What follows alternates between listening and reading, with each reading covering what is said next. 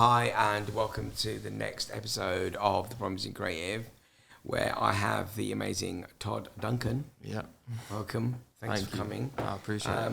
We're just talking that you're from Croydon. Yeah. Have Just moved to Croydon. Okay, where was you before that? So I used to live in a place called Aldershot. I don't know if you ever heard of it. Yeah, I heard the football team. Yeah, the football team. Aldershot. Yeah. I don't know why I know everywhere from a football team, but... Yeah, and like, the funny thing is, whenever I bring that up, no one ever knows. So it's like, oh, where are you from? So I'm just like, I just say Guildford or something. You know Guildford, don't you? Yeah. So, yeah, it's kind of far. Well, not far away. It's like 45 minutes from like Waterloo. So it's It's not too bad. But it's a completely different space. Is that where you grew up? Yeah, my whole life. Okay. What was it like there? It's a very boring place. I want to say it's very, very boring. Nothing creative going on there. You get the odd couple people, like I think we had like a famous darts player, like James Wade, I don't know. Yeah, I know, you know James Wade. Yeah, we had him. Everyone, it's not creative. Yeah, just he's a good darts player though. Yeah, I don't even know why I know that, but he's from there. That's about it. So like, it's an army town, well, ex-army town. So it's like, yeah, I don't know, it's very British. Do you know what I mean? How did you? So you're obviously very creative. You're a photographer. Yeah. What else do you do? I literally, to be honest, anything creative. I like to just really like not limit myself to one thing. So I like to work on a few things. Like I do videography as well. Yeah. I make music. I like to write a bit of music. Okay. Yeah, just anything I can really get stuck into. What was that like, living in an area where there was no creativity? How did you? Tell me a little bit about how that was as a young kid. Did you always know you were creative, or? It's weird. I was attracted to certain things and I didn't realise until like now I've started to learn about myself a bit more. So like I used to really be like attracted to like the old hip hop album covers, like all the NWA, 50 Cent old albums, stuff like that. And I didn't know really until now that's my inspiration. So yeah, I didn't really know, but yeah, growing up around Ultra obviously didn't help. Like there wasn't really much to grab onto, do you know what I mean?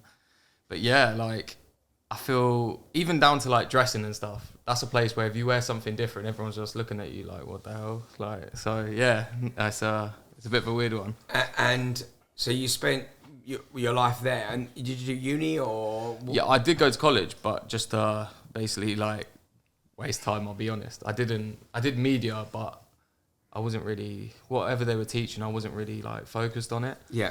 I never studied anything to do with photography or videography. I just like kind of picked it up. Yeah, because when I was reading up about some of the bits, you're really much into the self-taught. Yeah, and that's definitely something like I want to push as well. Is like, you know, how intimidating the industry can look from a far standpoint. It's actually not that like, it's not that bad. You can pick it up and just learn along the way and make something out of it. You don't need to be well trained. You can just, if you've got a vision, then you can make it happen, basically. Do you know what I mean? Okay. Yeah. So in Aldershot, just take me, as you were growing up, you were into the album covers, hip-hop album covers. Was there anything more? And at what point did you think, right, I'm going to start to become... Do you know what it was? I was a big fan of grime music. Okay. I loved grime. But like, where I lived, it wasn't big. Like, no one really was listening to that. You'll get occasional artists and that. But I loved grime. I was obsessed watching like the Jamal Edwards, SBTV stuff. And I always loved that. So anything to do with rap, grime, I was just very intrigued with it. And I feel like that's where it kind of started. Like the music is the main thing that gets me involved with all of this creative stuff, I think. So yeah, I actually started a clothing brand. That was the first thing. I started a clothing brand called Souvenir London. It was like just a little brand, little Japanese inspired brand. And I was doing that. And then I was getting photographers from London to shoot my clothing. And like, they were taking pictures of my clothes, but it wasn't the vision that I wanted. So I kind of fell into like, you know what, I'm just going to do it myself. So that's kind of how I rolled into it. Do you know what I mean? What made you decide to do a clothing? I was into clothing, but it would have been nice to have, like, these were the times where like Places Plus Faces first started, all of that stuff. And I was just intrigued by it. So I thought, I want to make something for myself to wear. That's how it really started. I was like, let me make a couple pieces that I can just rep. And yeah, from there, got some artists to wear it as well. And then the photography thing just Just rolled in, like, yeah. If I'm gonna, yeah. I'd rather just do it myself. Literally. Like, I was like, oh, I actually have a vision for this. Let me give it a go. Then I started getting attention for the pictures instead of like the clothes as well. So I was like, I've got more passion for the photography side of things. So I'm just going to run with that, to be honest. And then just rolled into it, to be honest. Tell me a bit about your first bit of equipment that you bought for, you got for... Do you know what it was? I actually went to a charity shop and I found an Olympus point and shoot camera for £5. I was amazing. Like, and that camera, I still use it to this day as well, just for certain things. So just on a point and shoot, I was shooting everything point and shoot. I was going to everything that you think, oh no, I need big equipment for. I was like, nah, I'm going to do it my way. I'm just going to point and shoot my way through it. Like, and that's what kind of I got known for, that kind of style. So yeah, that's basically it on equipment for straight away. Just a little camera, film camera. And yeah. You started shooting it. So you got your clothing line. Yeah. Started shooting stuff. You were just shooting in the beginning. Was you just shooting stuff for your clothing line with models or artists, or when did you start going into artists? Or tell me a little bit about your journey with photography. Yeah. So there used to be a thing called like a creative link up that this guy called Seshi used to do, and musicians, clothing brands, everyone used to meet up. So then I'll get all these different models wearing my clothes and I'll have the camera. So I'd be like shooting basically a whole lookbook just with all these different models. And I was just getting a buzz from like getting the film developed from that.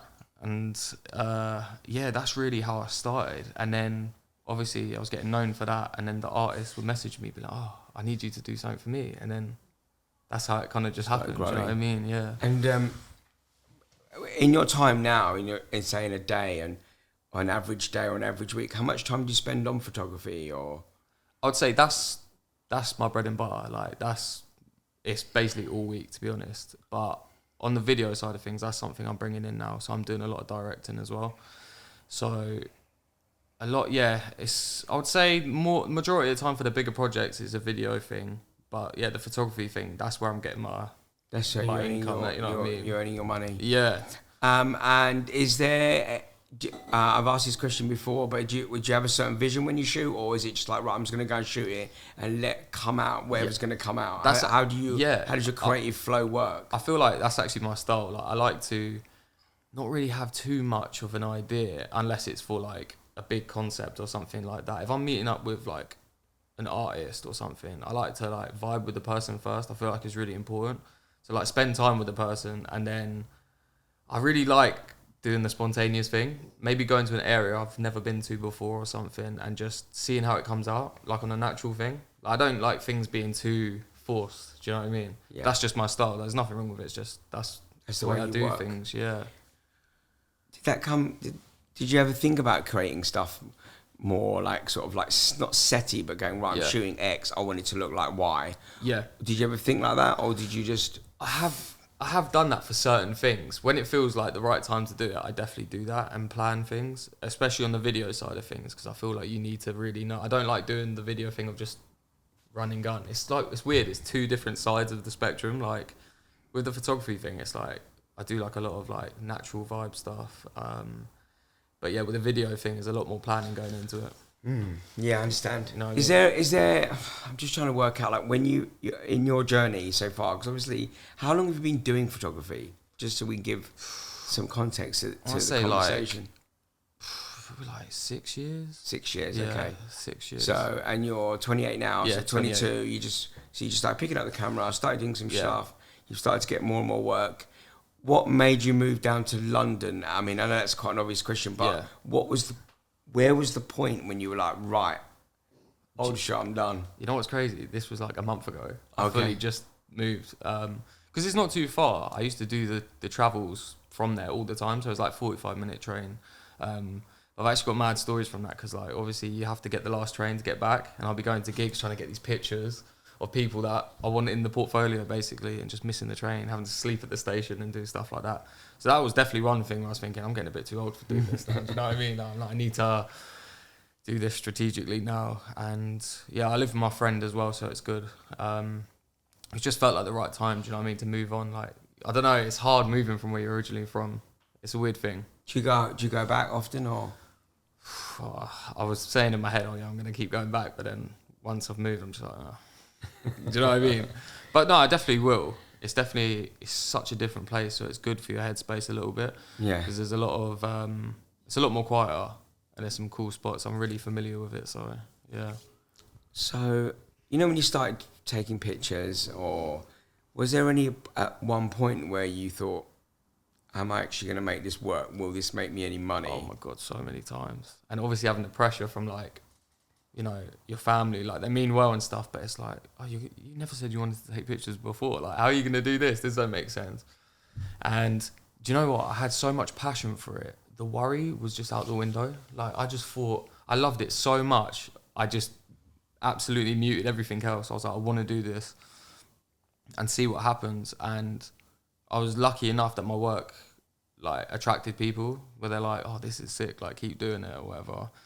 But yeah, it was definitely hard. I was balancing jobs and stuff, working random jobs. Okay, what were you doing? So how were you surviving? I had some funny jobs. I used to work at, do you know Booker Wholesale?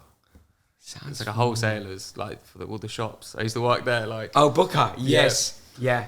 With like a big cash and carry. Yeah, I used to work there. I was so bad there, like I was just, yeah. There's so many stories from there as well, which is crazy. So I worked at Booker Wholesale, and then I done labouring. My dad's a carpenter, so I done labouring for a bit. Then went to Enterprise Rent a Car. Is it really bad? So I was being 3 different characters. I was just doing what I can to make the money, so you could do your passion. Yeah, because like I knew I had a focus in doing something, so I was like, oh, I'm not going to fully commit to these jobs. Like, and every job that I was going to, that was not the main priority. I was turning up late, doing all this stuff. Do you know what I mean? Because I'm like, I'm out here shooting. I don't care. Get me in trouble, whatever. But there was a moment in that job for Enterprise, and then my work was going really well. And I was just like, you know what, I'm going to take the leap. Like, I saved up a bit of money, which is important. I feel like you've always got to have your own back, though. Like, I weren't stupid with it. I weren't like, oh, no. Like, I made a plan, and then... Well, tell me a bit about your plan. What did you think, and how did you do it? I thought, like, I'm working this job. I'm going to save as much money as possible and then just take the leap. So I've got myself financially that I can, you know, pay rent, eat, do all these things. The basics. The basic stuff. So yeah, I made that plan, done that, and lucky enough. How long did that take? Oh, you know, it was like, I was working at Enterprise for like nearly 3 years, but I'd say the last year of working there, I was like, no, right, I'm not happy in this job. Like, it just wasn't me. Like, being in a suit, being in an office, like all that kind of corporate stuff. Like, it just wasn't me. Yeah. So it was kind of, I'm not gonna lie as well, like not on the deep one, but it's definitely affected my mental health as well, because I was just like, this isn't what I want to be doing. If I'm not creating, I feel very suppressed, and I feel like the jobs weren't helping. So yeah. I was like, that is Did you always find that if you didn't do something creative, you felt suppressed, or? Yeah, definitely. From a young age, or? I feel like not even the creating thing. I feel like, as in, even if this sounds really bad, but if it wasn't doing what I want to do, like I wasn't happy. Like I didn't have a like, you know, Jamal Edwards had a thing. He had an advert, and he was talking about he was like, at school they said that I lack concentration, and then but he's like, when he found his thing, like he never looked back. Basically, he could concentrate on his thing. That was it for me. Like I was just sitting in class, I'd be like staring at the wall, and I didn't know what it was. I knew I wanted to do something. Yeah, and it just, as soon as I found it, that was it. Just gone. You was hooked on it. Yeah, literally. Yeah, so you did your last year. Oh yeah. Enterprise. Yeah. And you felt depressed? Yeah, I'm not gonna lie, I actually did. And how did you get over that? What did you do to help you? Like, because a lot of people that are going through this journey, they have to do more than one job. Yeah.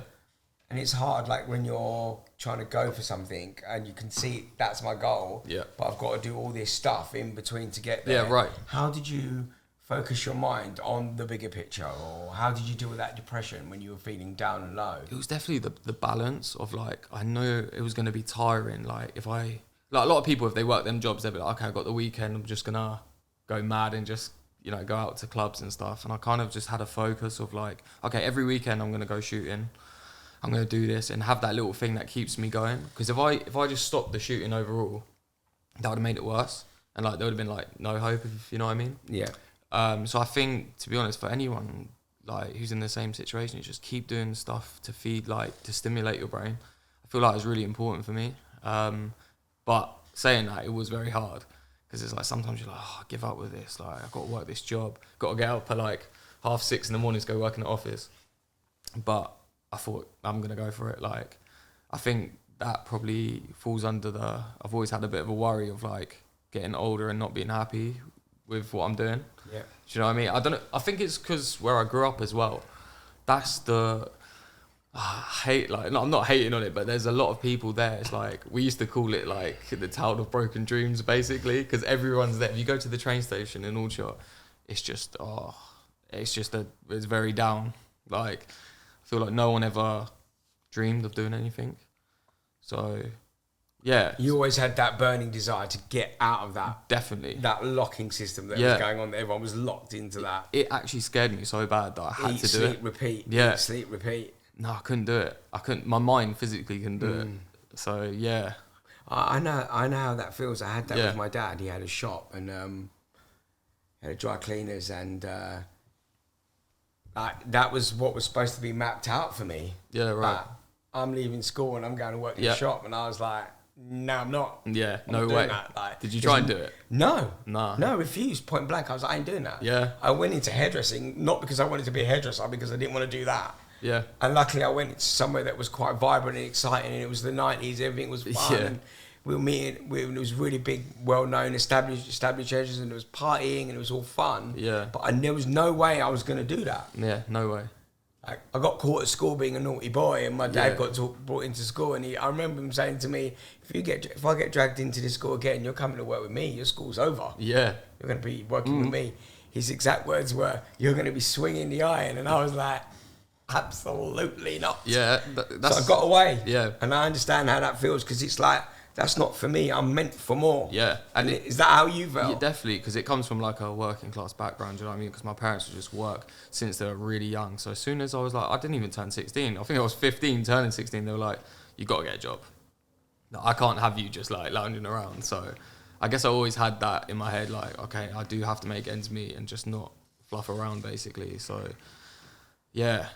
That's how it really started, to be honest. That's interesting. So you were like, right, I'm gonna pull the parachute, get out of this control drama that's going on, this eat, sleep, shit, repeat lifestyle, and I'm gonna move forward. And your photography started to take off. Did you know what happened though? When I left the enterprise, literally a week later, I had a job in New York. I got a job in New York, so I was like, oh my god, I'm loving life. This is it now. I'm going. And I went to New York. Tell me about that campaign. That was amazing. So like. It's like I work with my friends a lot. They're called VX Mob. They're musicians, and we ended up getting an opportunity to go out and meet like the owner of Rough Riders and work with Rough Riders. So it was kind of crazy. So yeah, going up there was a big boost. That was the battery in my back. I was like, oh no, traveling, working. This is life now. I need to do this. So yeah, went out there, filmed a lot of content, music videos, stuff like that. And then actually getting back from there, a week later I went to Paris, and then it was like a Paris fashion week. I used to work with a brand called Hood Lab, like they were like a streetwear brand, and ended up going down that lane a lot, like shooting models, like streetwear brands and stuff like that. So yeah. And so your photography, is there a perfect lane for you to be in, or is it I'll shoot anything that I want when I want? Yeah, I feel like I like to like leave a mark on any type of genre, so it's like that's my touch of this, do you know what I mean? So I like to try anything, to be honest, just shoot anything and then hopefully leave like that's a Todd picture, I know that's it. Like people have said that before. Put your stamp on it. Yeah, they're like, oh, I knew you shot that because that's the way you shoot. I was like, yeah, that's what I want, you know? Okay, cool. So obviously you've done your America thing, you've come back, you've gone to Paris, and then you're still living in Aldershot, and you're getting ready for the move. In your head, you're like, I'm going to go at some point. At some point, yeah. And I guess you saved up the money and then you jumped.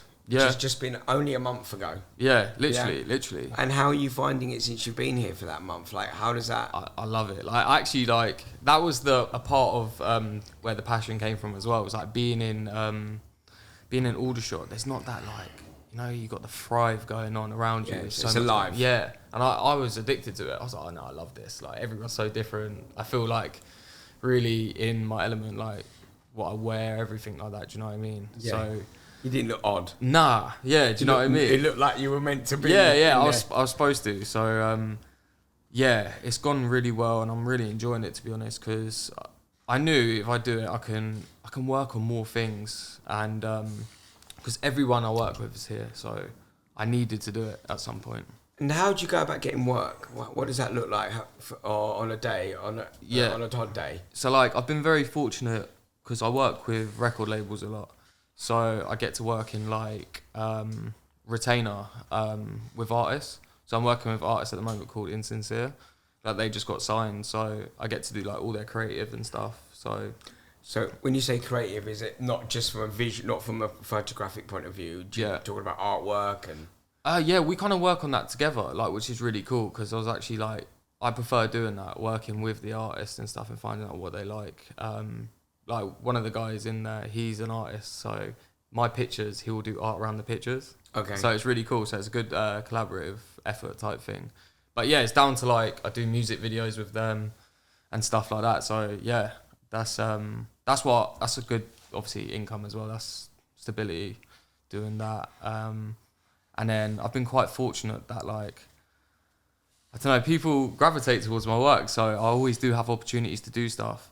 And that's from when I first started, I really got out there. Like, people just recognise my face from being around, popping up to events, being like, oh, I'm trying to get some work in.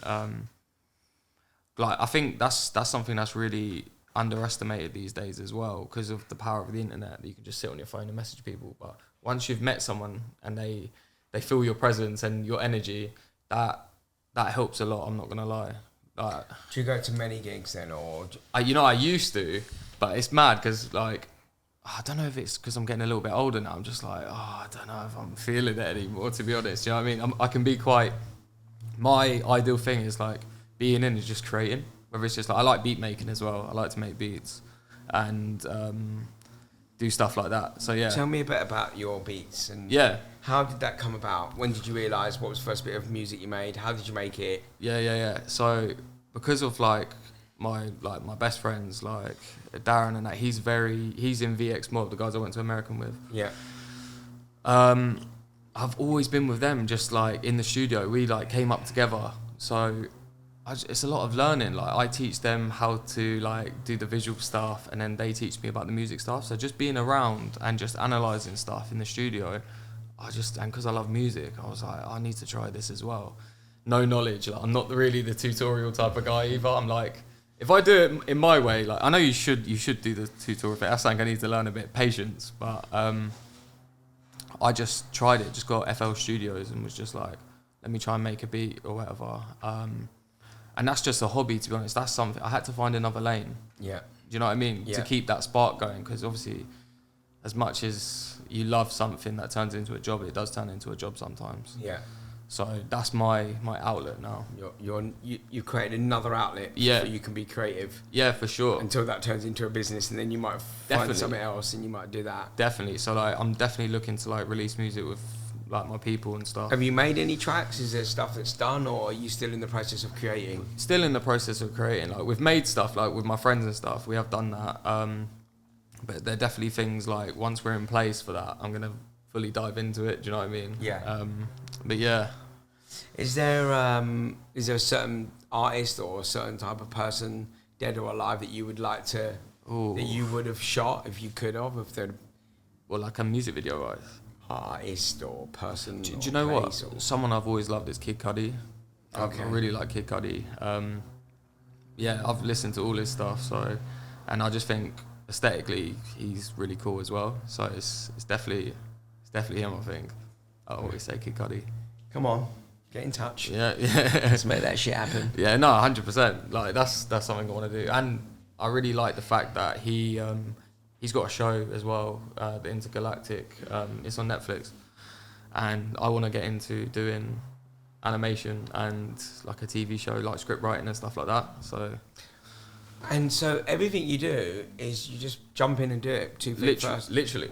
I don't know why. I just don't have that thing of that doubt in my mind. I'm just like, you know what? Like, I don't know with the photography thing. Like, I can't even believe. Like, to be honest, I can't even believe where I got to with it. I'm just like, this is mad. So, I feel like if you want to make something, just do it. You will find a way, whether you've got the right equipment, resources, or whatever. Just do it in your own way. Tell me a bit about your book that you bought. Yeah. Bring it out. It's I don't know if people little can plug see it. right now. I've actually just ordered a couple more of these. So, yeah, well, first of all, the cover's inspired by Sex Pistols. Yes. Because that's actually, when I was younger, I always used to see that CD lying around my house. Is it? Okay. Yeah, and I was like, I like the design, so I'm going to do it. And they were kind of against the system. That's why I called it Never Mind the System. Because that's something I push as well. Like, I'm not going to do what everyone else wants to do. I'm going to do... This is what you want to do. Make it my world. Do you know what I mean? So I'd say this book is like my first chapter of photography. And like these are the moments that really like stood out to me, and I just wanted to put it in book form so like people can look at it and be like, damn, that was the first thing that he's done. Like after this, it's like I'm just going to keep elevating, and I want to make more books, but it was good to like kind of like... What was the inspiration behind it? There was nothing really. Like I really wanted to see my pictures in book form, and do you know what I mean? I wanted people to experience my like I've got a private Instagram called Todd's World. I just want people to like see Todd's World. Do you know what I mean? So basically, this is just all your work. Selects of what I wanted to put in. The bits that you'd like to put in. Yeah. Whether it's like weird little concepts that have come up. How can people get this book? I've got a website. Do you want to tell us where it is so we can make sure people go and have a look? Yeah. If you just type in "film by Todd," I'm bad. I still haven't bought the internet, the whatever it's called, the URL thing. Okay. So it's just a Wix thing, but that's fine. That's how we're rolling. That's how we roll. Is there a picture in here is there a shot in here that you could show us that you're like, actually, this is a really favourite shot of mine, not because of what it may look and feel, but because of what it helped you and how it made you create, what you created and how it made you feel. Do you know what it'd be? It's such a like. There's just some great shots in it. I'm not about you. Tell me one. Yeah, there's just simple. I'll be honest. It's not even about the picture. It's more about just like the story behind it. So like. Yeah, find me one and tell me the story behind the picture. Okay, so there's a couple. Great. Let's do one at a time. Yeah, sure. This is just obviously like. Give us it here. Let me try and point it to the camera. It. Can you see that? Yeah, it's sort of. Tell me about this shot. Yeah, it's sort of Gunner. A rapper from America. Where did you shoot it? So it was mad. Actually, I worked with a director called Flex God Daps a lot. He's helped me out quite a lot. Big him up? Yeah, big him up. Big up Daps. And he shot legendary stuff like Bad and Bougie, like all the Migos videos. And I remember he said to me, he was like, do you want to come to a party later on? I was like, yeah. I was like, who's there? And I remember him writing back, he was like, chill. And I was like, what? I was like, okay, something's going on. So I just rocked up to this party and... Your camera with you? Yeah, literally point and shoot. Good old point and shoot. Yeah, I love it. Honestly, listen, because it's not intimidating. That's why I used it a lot, because I was like, if I'm just turning up with all this equipment, like some like walk-in camera, I was like, I don't know, just the energy on it.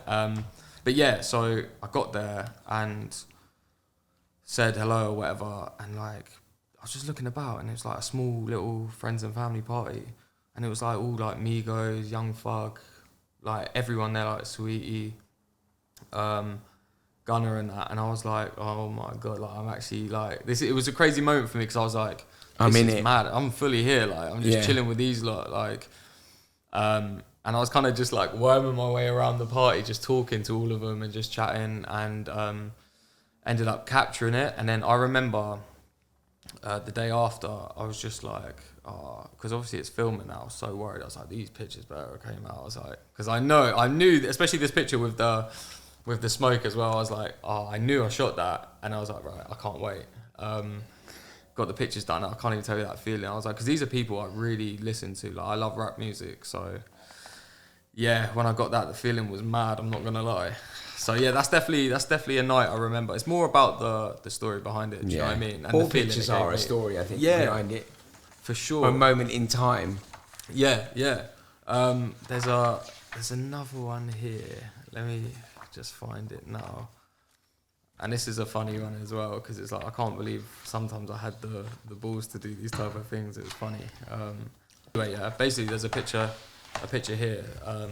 I'd done a campaign for Speedo in House of Holland. Okay. And it was really funny because I was just like, I was like, how am I going to go about this? We have to go to Brighton or whatever. And I remember them emailing me saying, they're like, okay, what kind of equipment do you need and stuff? And I was just like, nothing. And they were like, what? Like, for a campaign, because it was a big shoot. I was like, oh, damn. Like, so imagine I just turned up, rocked up with my point and shoot. I was like, I'm shooting this point and shoot. I don't actually care. Like, I know how it's going to come out. I want to do it my way. Got there, and I think the owner, was it Henry Holland or something? He was there, and he was probably thinking, who is this joke, man? Like, who is this guy who's just turned up, like, with a point and shoot? We've never seen this before. So we was doing stuff like, we was climbing over fences, like, to get into different parts, different locations. He was probably thinking, what the hell is going on here?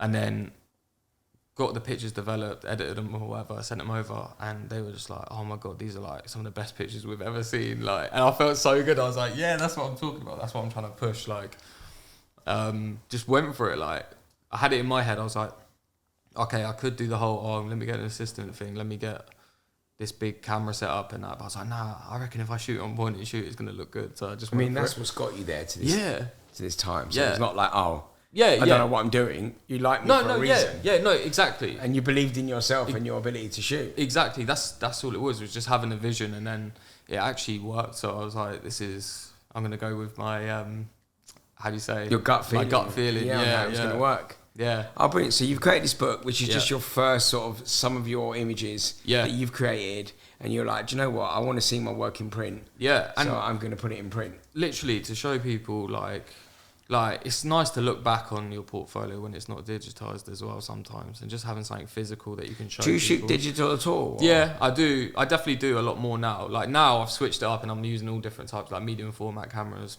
like Magic, like video cameras.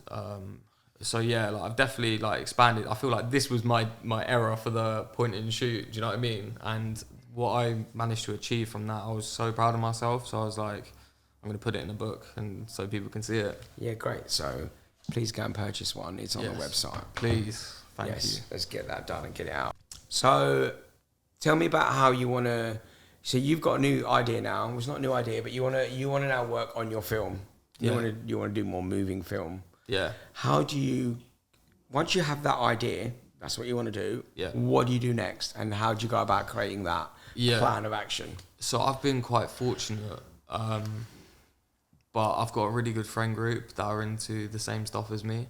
So, like, another thing I'm trying to push as well is, like, you don't always have to be the main character of everything. Like, if you work with your friends and then build something, like, in numbers, you're going to do something amazing. So, I've teamed up with my friend Teach, Life of Teach, shout out Teach. Shout out Teach. Yeah, shout out. We started, like, a company like TNT Production, so it's, like, Teach and Todd and Teach. And just putting both our ideas in it, and that's how we're doing it. Like, we're coming together, joint forces to make it happen. So I feel like sometimes, like, never be afraid to like ask for help, and because I learned a lot from my friends, to be honest. So yeah, that's really where I'm at the moment. So we're both doing the videos, then we do our separate things as well. So yeah. Are you working on anything particular at the moment, or? Yeah, actually I am. I've even been told not to say it, but it's like I actually might be doing a real TV show, like for like South America. Amazing. Yeah, but it's involving my friend, so it's going to be about him, and I think I'm going to go in it as well and do some, like, I'm going to do like a food show, everything like that. So yeah, doing that. And yeah, music videos as well, just writing treatments, trying to get cool placements for stuff. Hopefully got a cool music video coming soon. That me and Teach can work on, so yeah. And so if he might bring something to the table, you'll work on it. You may bring something to the table, you might work on it together. Having two minds. So just being collaborative. Definitely. Throughout your career, it seems like you've been collaborative, and that seems to have helped propel you along the way. Definitely. It's just keep like maintaining good relationships with people and just building with people, you know. Like, the reason I said about the main character thing is... I really like that. Yeah, I really do like that, because I haven't heard that before. Like, that you don't need to be the main character. You don't have to be, like... That's really... Your ego doesn't... Sometimes your ego will be like, I need to be part of the... I need to be the main character of everything. And I'll be honest, even like the first... I'll say like the first couple of years, I was kind of like thinking like that a little bit. Like, I was just like, oh, I want to do it myself. I want to be... But then I thought, nah, like... If we can set up a foundation with all the people that I fuck with, like, we'll be good for way longer than you'd be on your own. If people got your back, then it doesn't always have to be about you. Like, because if you look at, for example, like if you look at a big artist, it's never just them. On the outside, it looks like it's just them. There's a whole team running that operation. So, yeah, I feel like trying to be the main character sometimes as well, you lose out on opportunities. You don't have to play the biggest role sometimes. Just be involved and things will work out. And more will come from you anyway. Yeah, exactly. Because you're always working together. So you're at animation. How do you do animation? I don't actually make animation. Like, it's something that I want to do. Like, how will you make it? That's the collaborating thing, definitely. Okay, so there'll be a group of you together and you'll make the animation together. Yeah, it's something I wanted to do for years, actually, since I was young, because like I've always been into like South Park, like all Rick and Morty, all stuff like that, like very like childish sense of humor. I love that kind of thing, so that's something I want to do. I've actually started like writing a script for that, actually putting characters together for that to become a thing. So it's just finding team, to be honest, to make it happen. I want to sort of like the way that I end most of these podcasts is that I'd like you to talk not only to a younger self but to anyone that's starting out in the industry. And obviously this show's all about people just, you know, talking about their process and what they've been through, and hopefully other people learning about it. So what would you like to tell, not necessarily your younger self, but people that are coming into the industry, you know, because you're multifaceted, you work across multiple things, you make music, you know, you do videography, or you're starting, you do photography, you know, you're doing animation, you know, you're jumping from all things creative. Yeah, right. What's your sort of like, sort of thing that you'd like to say to people like that are just starting out, or that are maybe having a hard time, or that ain't getting the plies or the touches, you know, and they're still working their job? Yeah. Firstly, I feel like if someone's like going through a hard time, stuff, they definitely got to speak out and stuff. That's something that's very important as well, especially in the creative industry. That's something that I feel like you've always got to try and put on like a image that you're this cool person and that. But yeah, in reality, like, just look after your people, innit? That's an important thing. But something I would definitely say is just go with your gut all the time, and don't hold back on caring what other people think. Like, life's way too short, and I feel like we've all been through situations where you see life just go for some people and stuff. So like, just try not to like hold back on it, because it's your life, and if you want to take control of it and achieve things, like, you're the only person that can do that. So I'd say definitely just go with what you feel is right, you know? Like, opinions are cool and that, but I feel like you know deep down what you want. You know what I mean? Yeah, I do. Yeah. You know what I mean? Always go with your gut. Yeah, definitely. And sometimes it's difficult as well when other people are doubting you, and you have to have strong resolve to say, it's okay, that person's got that opinion, that's cool. Right. I'm going that way, let's go. Exactly. I understand what you mean. It's like some people get told not to wear something, they'll never wear it again, but it's like, you wore that because you wanted to wear it, so like, why would you care about that? Do you know what I mean? Yeah, those people don't really have a say in your life at all. Just whatever you give in your head to them. Yeah. The power you give them is the power that they have. Exactly. Yeah, so you like, just go with your gut. And I guess the other thing that the big headline is just like, you know, you don't need to be the main character all the time. Yeah, definitely. This main character thing will absolutely just burn you out. Like, you see it with people, especially an ego thing. Just get rid of the ego. I'm not going to lie. The ego thing is like, I don't rate it at all. I'm not going to lie. It's like, we're all the same. So, you know, it's like, don't think you're better than anyone else. Like, just be cool with people. I think that's helped me as well. If I'd say one thing as well, it's just be nice to people. And, you know, like, because I feel like your personality is going to get you a very long way. Like, that's underestimated as well. Especially in the industry that we work in, like, it's all about ego and trying to be that guy. But it's like, nah, just be a good person and look out for people, innit? And the rest will follow. Yeah, definitely. Amazing. Thank you very much No, for appreciate coming down. Appreciate it, man. I'm looking forward to seeing more of your work and your video and animation. And please remember this book. Yes, buy it. I'm going to get more in. Go and see his printed work. And I'm sure that we're going to be bumping into you along the way. Yeah, definitely. I appreciate your time. Thank you. Amazing.